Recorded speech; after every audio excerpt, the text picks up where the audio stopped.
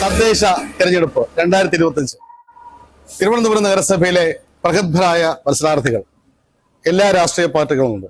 നമുക്ക് അവരോട് ചോദിക്കാം എന്തൊക്കെയാണ് അവർ ചെയ്യാൻ പോണ വികസനങ്ങൾ.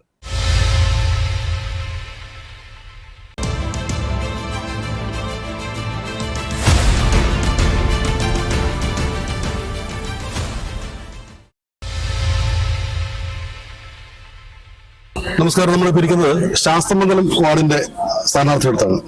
അമൃത, നമസ്കാരം. നമസ്കാരം. ആദ്യമായിട്ടാണ്? അതെ, ആദ്യമായിട്ടാണ്. ഇത് ഏതെങ്കിലും വിദ്യാഭ്യാസ പ്രസ്ഥാനത്തിലോ? കുഞ്ഞിലെ മുട്ട് ബാലസംഘത്തിലുണ്ടായിരുന്നു. അത് കഴിഞ്ഞിട്ട് കോളേജ് കാലഘട്ടങ്ങളിൽ എസ്എഫ്ഐയുടെ ജനറൽ സെക്രട്ടറി, വിമൻസ് കോളേജിലായിരുന്നു ജനറൽ സെക്രട്ടറി ആയിട്ട് പ്രവർത്തിച്ചിരുന്നു. പിന്നെ ഡിവൈഎഫ്ഐയിൽ ഉണ്ടായിരുന്നു. അങ്ങനെ.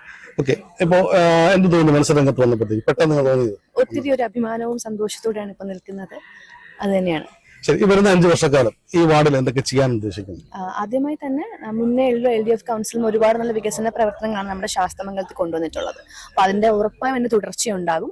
അതോടൊപ്പം വയോജനങ്ങളാണ് ഇവിടെ കൂടുതലും ശാസ്തമംഗലത്തിൽ. അപ്പോൾ വയോജനങ്ങളുടെ ക്ഷേമപ്രവർത്തനങ്ങൾക്ക് കുറച്ചും കൂടി മുൻതൂക്കം കൊടുക്കണം എന്നുണ്ട്.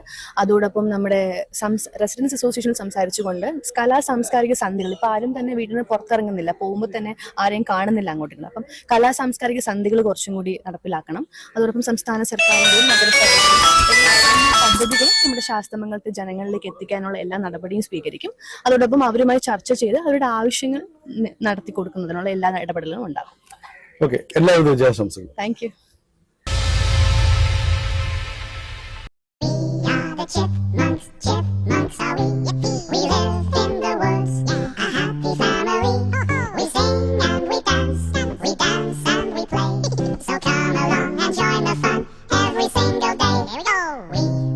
Chip.